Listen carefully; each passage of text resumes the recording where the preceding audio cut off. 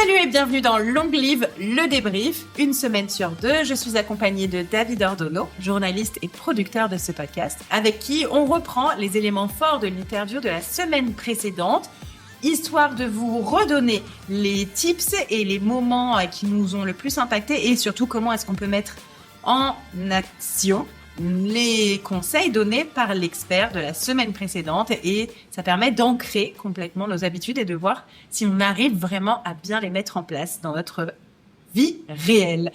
Nous sommes ici à Wojo, espace de coworking à Paris-Saint-Lazare, où nous avons nos habitudes désormais. Merci. Et on est prêt pour ce débrief sur l'index glycémique bas, la gestion des glucides, la gestion des sucres, ne pas en avoir peur, dédramatiser le sujet. Salut David. Salut. Sacré programme. Oui. Est-ce que tu vois la pomme de terre différemment maintenant que tu la manges vapeur, bio avec la peau? Non mais alors, il y a plein de trucs, franchement, et ça fait partie des raisons. Ça, c'est le genre d'épisode typique où je sors de cet enregistrement et je me le dis, mais je suis trop content que ce podcast existe. Non mais alors, moi je trouve qu'on apprend toujours des trucs. Mais là, on apprend des trucs, on se dit, mais non. Et surtout, à la fin, et bravo, et merci pour ça, t'as fait une espèce de grille, on va y venir, hein, c'est à la fin, mais t'as fait une espèce de grille de si, ça oui, ça non, ça comme si, ça comme ça, où tu sors de l'épisode, tu te dis, attends, mais en fait, je vais peut-être quasiment revoir mon quotidien par l'assiette pour trouver l'équilibre. Et surtout, moi, par moment, mais je pars de nulle part, l'indice glycémique, IGBA, là, quand vous avez commencé, on va commencer par dire ça, ouais. L'indice glycémique, moi, pour moi, qu'est-ce que c'est, quoi? Oui, c'est vrai que c'est une donnée un petit peu plus récente, en fait, sur l'alimentation. Comment est-ce que le corps métabolise, finalement, le sucre? Je ne sais pas du tout. Ah ouais, tu connaissais pas? Donc, l'indice glycémique, c'est le taux de sucre dans le sang. Oui, c'est ça. C'est la capacité à faire élever le taux de sucre dans le sang d'un aliment. Et donc, c'est un marqueur essentiel en termes de santé. On pense notamment au diabète, parce que moi, franchement, je suis parti de zéro. J'ai un père médecin, hein. Donc, j'ai entendu diabète, insuline, tout ça, toute ma vie. Pour autant, n'étant pas atteint, je suis pas du tout concerné, quoi. Donc, c'est un marqueur, trop de sucre produit de l'insuline, et c'est là que débute le diabète. Pour ceux qui, comme moi, ne savaient pas, c'est comme ça que ça marche. Et prendre en considération ça, un indice glycémique, donc son taux de sucre, permet de réévaluer à peu près tout son niveau de santé, quoi. Oui, c'est pas le taux de sucre, hein, c'est l'élévation du taux de sucre dans le sang. Ouais. Et ce qui est aussi très intéressant, c'est, quand on entend Alban, de comprendre que c'est pas que une question de goût sucré. Parce qu'il y a des aliments au goût sucré qui n'élèvent pas le taux de sucre, ou très peu. Et il y a des aliments pas du tout sucrés, notamment, et qui n'ont même pas de sucre dedans, comme les protéines animales, qui font élever le taux de sucre dans le sang. Donc, c'est hyper intéressant, qui font sécréter de l'insuline. Donc, il y a des aliments qu'il faut connaître qui ont un IG bas, donc un indice glycémique bas. Et ils ont des intérêts, notamment parce qu'ils ont beaucoup de fibres. Ça, c'est le premier point. Hyper important. Donc, de toute façon, je pense que l'alimentation équilibrée, c'est vraiment le plus important, c'est la fibre. Et en fait, on n'arrête pas de nous prendre le chaud avec les calories, avec les protéines et tout. Mais en réalité, nous sommes des animaux avec un système digestif assez long, 7 mètres. Donc, comparé aux chats, aux chiens, on a des systèmes digestifs beaucoup plus longs. Et donc, il nous faut beaucoup de fibres, moins que les vaches et les chevaux, mais quand même plus que les carnivores. Donc, voilà, il nous faut des fibres pour la bonne santé. De quoi? Légumes, fruits, légumineuses, tout le règne végétal. Donc, moi, j'ai pris des notes sur tout ce qu'il faut, là. Il faut quand même, donc, beaucoup de fibres, ça vous l'avez évoqué. Du gras, c'est pareil, ça. On a entendu 1000 choses sur le gras. Et en fait, le gras est une nécessité. Il y a des types de gras, vous en avez parlé, quoi. Le gras végétal. Ouais. Voilà, et c'est ça qu'il nous faut. Il en faut 20 à 25% de nos calories, donc c'est quand même beaucoup. Alors, c'est pas beaucoup en quantité, puisque comme c'est très riche en calories, mais c'est quand même beaucoup. Et le fait de manger très peu gras, de limiter totalement les graisses. Tu sais, il y a eu la mode 0% de matière grasse en permanence. Ouais. Ça, en plus, ça diminue la production d'hormones sexuelles, œstrogènes, testostérone, hommes-femmes. Et du coup, ça modifie énormément, en fait, nos capacités cognitives et globales. Donc, le gras, hyper important. Donc, le bon gras, le gras végétal. Ouais, voilà, fibres, gras, protéines. Mais dans la protéine, attention, la viande fait monter l'insuline. Ça. Donc, protéines végétales aussi. Idéalement plus végétale. De toute façon, encore une fois, je ne sais pas combien de fois on va le répéter, l'alimentation la plus végétale possible. Bien sûr, on peut manger la protéine animale, mais à petite dose. 2-3 fois dans la semaine et idéalement pas que du muscle. Manger aussi les abats, je dis ça, hein. J'adore ça. Ah bah tant mieux pour toi. Moi j'ai plus de mal. Regarde le foie de volaille, ça passe. Le foie de volaille? Ouais. Ok. Pourquoi? Je sais pas, je trouve ça hyper rare. Pour moi, le foie, c'est le foie de veau, tu vois. Ah non, ouais. Non, foie de volaille, ça passe. Et après, j'arrive à manger de la soupe de poisson, tu sais. Donc du coup, il y a tout dedans, il y a les arêtes, la peau. Ouais. Ça va. Mais sinon, c'est compliqué pour les abats, je trouve. Ah ouais. Le foie, les rognons. Ça va. Je sais pas ça. Ouais, non, moi, ça, j'ai vraiment du mal. Ouais, j'adore ça. J'ai pas été habituée, en fait, tu vois. C'est des goûts adultes qui sont difficiles certainement. À débuter. Et les fruits. Pareil, les fruits. Non, mais attends. Vous avez quand même dit qu'il y avait des IG hauts et des IG bas. Donc, il y a des fruits dont l'indice glycémique est assez haut, type raisin et banane. Moi, je fais des bananes à mes enfants tout le temps. J'ai l'impression que c'est tous des sportifs, tu fais affaire aussi. Mais c'est très bien la banane. Non, mais encore une fois, ça reste, c'est un index glycémique haut, mais modéré, et de toute façon très riche en fibres.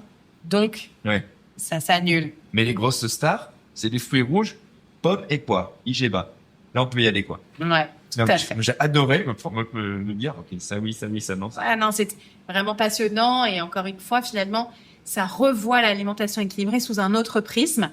Et notamment un prisme un peu plus moderne, plus scientifique, mais aussi un peu de dédramatiser la question du sucre dans le sang, qui a été un peu trop mis à la mode avec une certaine glucose goddess, pour pas la citer, qui a explosé au niveau des réseaux sociaux.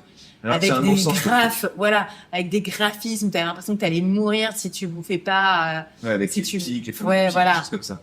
En réalité, notre corps est complètement capable de gérer l'afflux du sucre. Les pics, c'est ok. Encore une fois, si on lui donne tout le temps ce qu'il faut pas, eh ben, ça dégrade sur le long terme. Ouais, c'est la répétition et donc l'importance de la modération.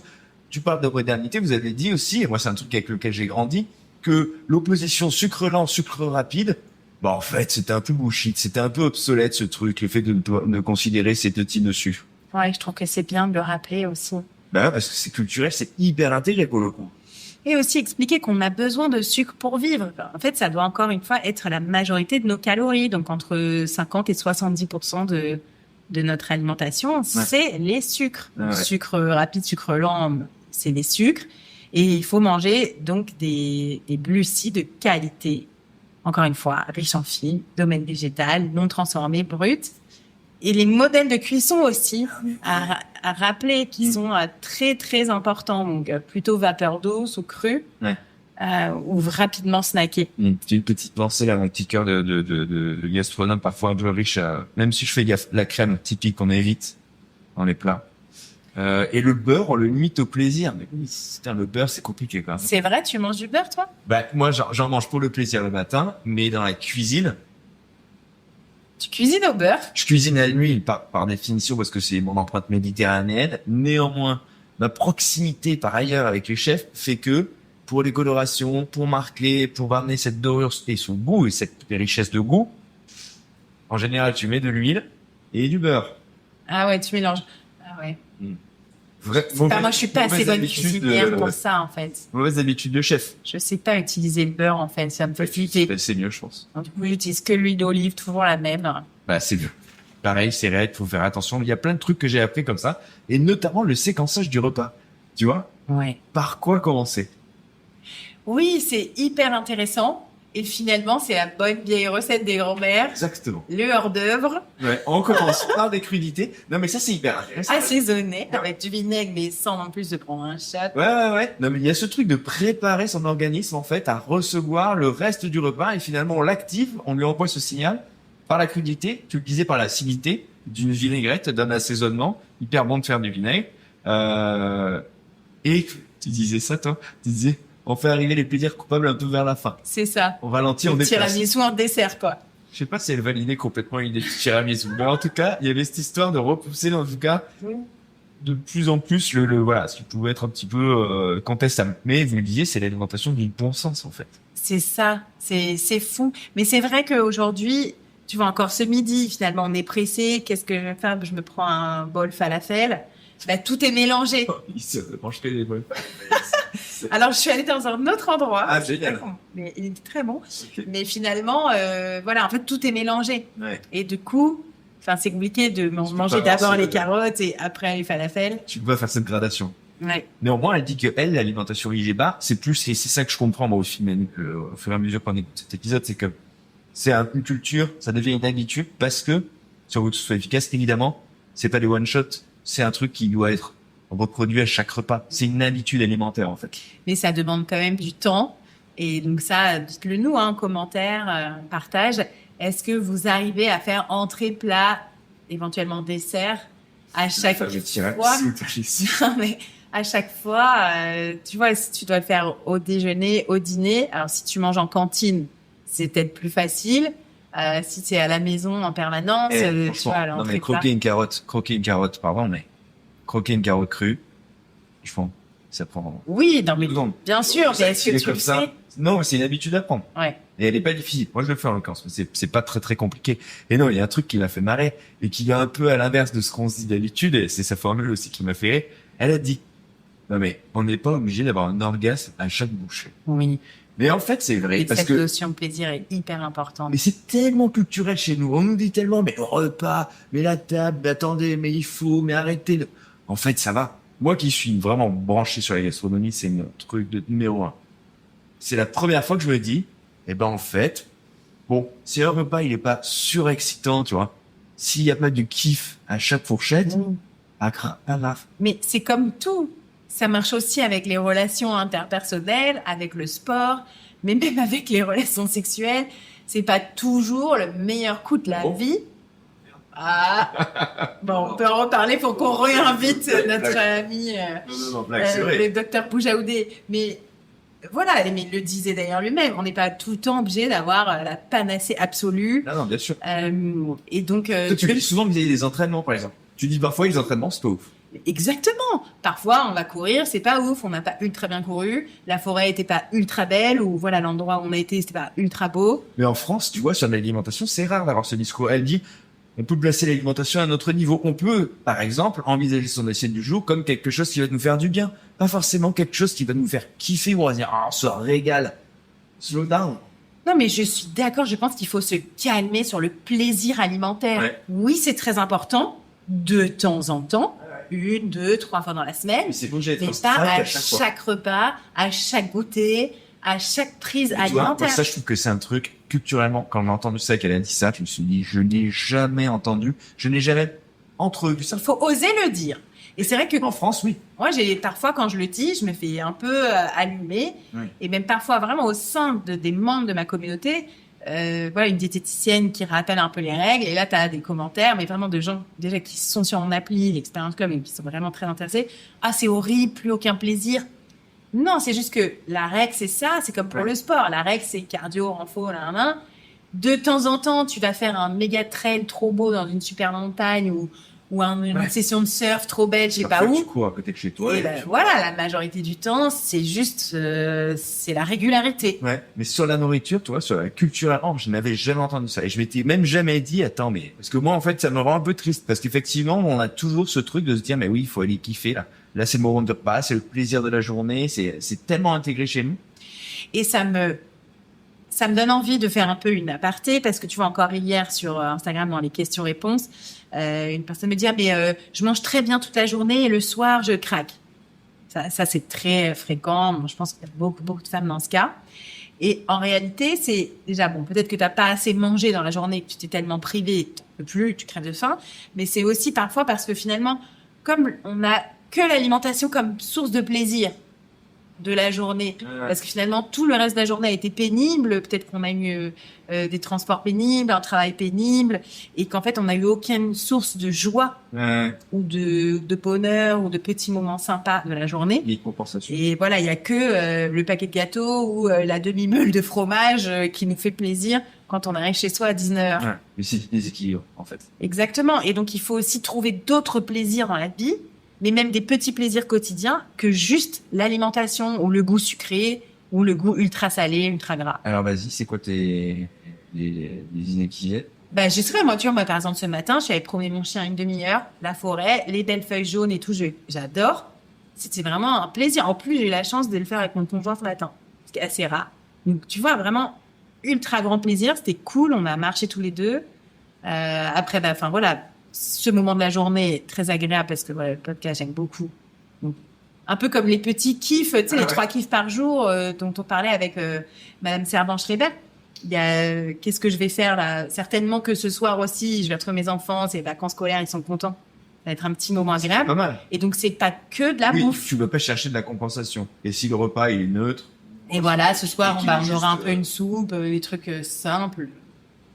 Et c'est pas grave, la soupe sera bonne, mais voilà, ce sera pas la soirée raclette. Ouais. Mais tu vois, j'ai trouvé ça vachement marrant de changer un petit peu le regard qu'on portait sur son assiette et de se dire en tant que Français, là où on est tout le temps en mode plaisir, bah en fait, non, parfois ça peut juste être sain, bon pour le corps, machin, on n'est pas obligé de s'éclater. Je pense qu'il faut dédramatiser la prise alimentaire aussi. Ouais, arrêter de la sacraliser. Désacraliser, tout à fait.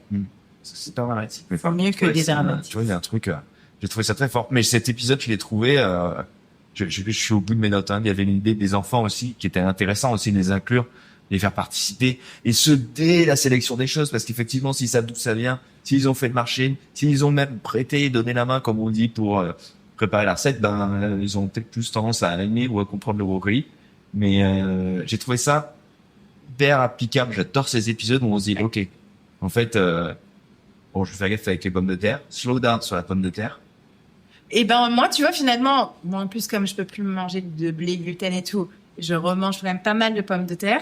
Mais voilà, j'ai vraiment fait attention avec la peau refroidie. Du coup, on m'a fait les tortillas de pommes de terre. Donc non, c'est chouette. C'est vraiment des petits trucs comme ça à mettre en place. Reprendre bien les fruits rouges, même congelés. Voilà, les sortir, se faire un petit smoothie fruits rouges, en parler aux enfants, leur réexpliquer à chaque fois. Ouais, mais j'adorais. Moi aussi. Et vous, est-ce que vous avez aimé? Est-ce que nos auditeurs revoient la pomme de terre, la patate douce et la carotte cuite différemment, j'espère? C'est vrai que tout ça. Je vais le réécouter, je pense. Ouais, je vais faire des notes, je vais me le mettre sur le frigo, tu vois. Ah ouais. Le mec, il va être comme ça, super toi. chiant. Bah ouais, je sais pas, non, mais au moins, tu te dis pour mes carottes, ok, carottes, non, qu'est-ce qu'on s'est mis pour la pomme de terre? Ah, ok, la patate douce, hein. Parce qu'on a tendance à oublier les choses, donc ça. Non, c'était vraiment super intéressant. Encore merci. Je vous invite vraiment à aller voir le livre d'Alban qui est hyper intéressant. Et racontez-nous aussi comment est-ce que vous l'avez vécu. Est-ce que vous avez mis en place des choses différentes chez vous? Est-ce que vous avez partagé l'épisode à vos amis, à vos frères et sœurs, vos parents peut-être? J'ai quand même écrit purée terrible. Non, mais j'adore ça. Je suis deg. Mais la pomme de terre fait exploser la glycémie. J'ai écrit ça. La pomme de terre fait exploser la glycémie. Ou alors, voilà, froid, avec plein de peau, mais tu sens que c'est quand même pas la... Bref. Encore une fois, si tu la manges avec des légumes, du bon gras, cuit de vapeur avec la peau, tu vois, ça fait quand même beaucoup de conditions agréables. Et qu'elle a refroidi. Pour l'amidon résistant. Pensez pour la purée, frites. C'est pas grave. Oui, mais on le sait très bien. Encore une fois, on n'est pas obligé de manger de la purée et des frites tous les 2 jours. De temps en temps. Abonnez-vous à notre chaîne YouTube, abonnez-vous aussi à ce podcast, mettez-nous des pouces vers le haut, des étoiles, des commentaires, on lit tout et on adore vous lire et puis plus vous nous faites de retours et plus on améliore aussi ce podcast. Ouais. Merci David. Avec plaisir. Salut.